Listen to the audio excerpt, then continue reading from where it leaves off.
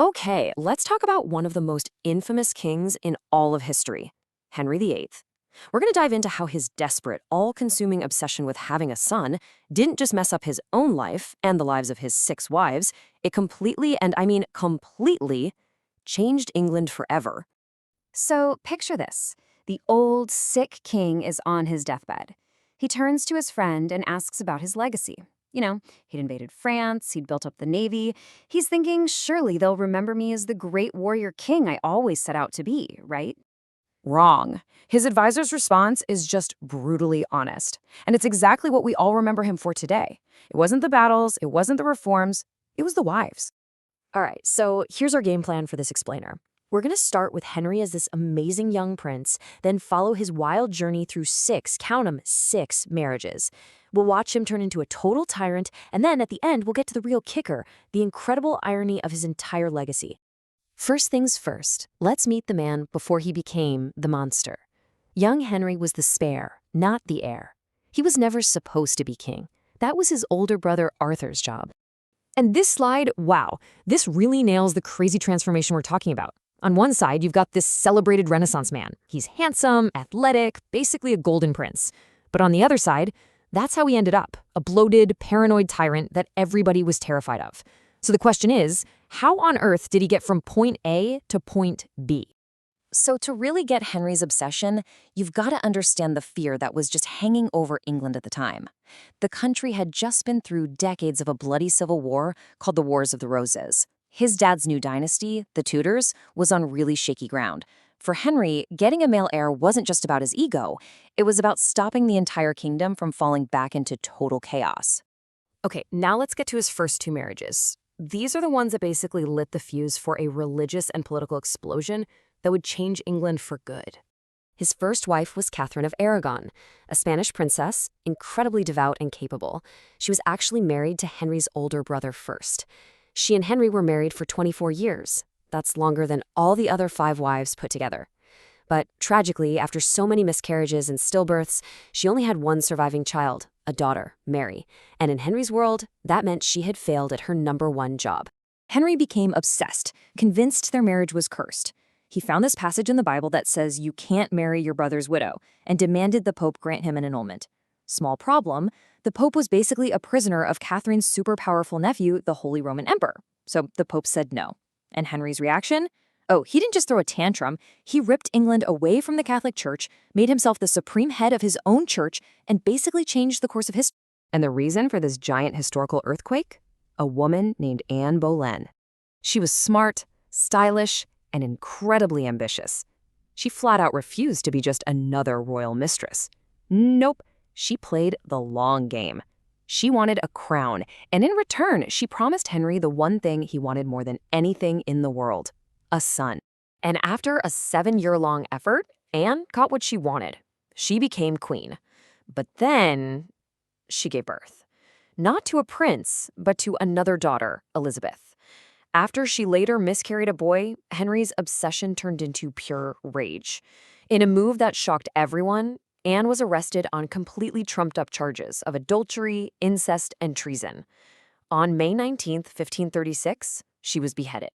So, with 2 wives down, Henry's quest is far from over. He finally gets exactly what he wants, but it comes at a terrible price, and it's followed by, well, a total diplomatic disaster. Now, just look at this number on the screen. 1. Just 1. After all that chaos, the break with Rome, 2 wives gone, this is how many legitimate sons Henry would ever have.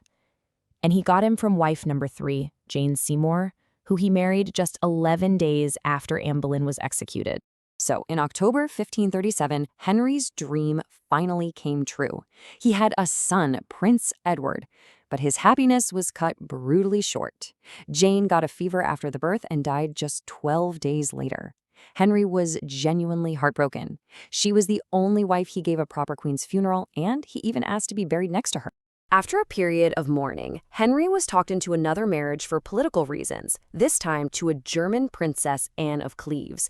He only agreed because he saw a really flattering portrait of her. But when he met her in person, he couldn't stand the sight of her. The whole marriage was a joke, it was never even consummated, and they annulled it in 6 months. But Anne, she was smart. She agreed to the divorce quietly and got a huge payoff. She got to live out her days in England as the king's beloved sister. Not a bad deal, really. And now we're entering the final, and by far the darkest, chapter of Henry's life. His health is failing, his paranoia is off the charts, and he becomes the cruel, monstrous tyrant we all think of today. This number is just staggering. Over 57,000. That's the estimated number of people executed during Henry's 36-year reign. You see, a jousting accident had left him with this horrible, festering wound on his leg that was in constant pain, and it just fueled this paranoia that made him see enemies everywhere. Nobody was safe. So on the very same day that he executed his chief minister for the whole Anne of Cleves mess, the 49-year-old Henry married his fifth wife, a teenager named Catherine Howard. She was actually Anne Boleyn's cousin. He called her his rose without a thorn, but let's be real, she was a kid trapped in a marriage with a diseased, abusive old man. When her past and a reckless affair at court were discovered, she ended up on the executioner's block, just like her cousin. His last wife, Catherine Parr, was totally different. She was a mature woman, a widow twice over. She was really more of a nurse and a companion than a romantic choice. She was brilliant at managing his awful moods. She took care of his wounded leg, and, this is huge, she convinced Henry to put his daughters, Mary and Elizabeth, back in the line of succession. That decision would change everything. So, let's take a step back. After 6 wives, shattering the church, and tens of thousands of executions, what did Henry's lifelong obsession actually get him? This table just lays it all out perfectly. You can see in the fate column, the old rhyme is true. Divorced, beheaded, died. Divorced, beheaded, survived. But the real story is in that key outcome column. After all that drama, what was the result? 2 daughters that he had declared illegitimate and just 1 sickly son. And this right here is the ultimate failure of his entire life's mission. His goal was so simple: get a strong son to carry on the Tudor name. But the reality? His precious son Edward only reigned for 6 years and then died when he was just 15. None of Henry's children had kids of their own, so the great Tudor dynasty he fought so hard for just fizzled out and died with them. And that leaves us with the biggest, most staggering irony of all. The man who tore his kingdom and his family apart, all for a son, actually found his true, lasting legacy in the child he never even wanted. His greatest achievement wasn't a male heir at all. It was the powerful, brilliant, and tough-as-nails daughter of Anne Boleyn, Queen Elizabeth I, who would go on to rule for 45 incredible years and define an entire golden age.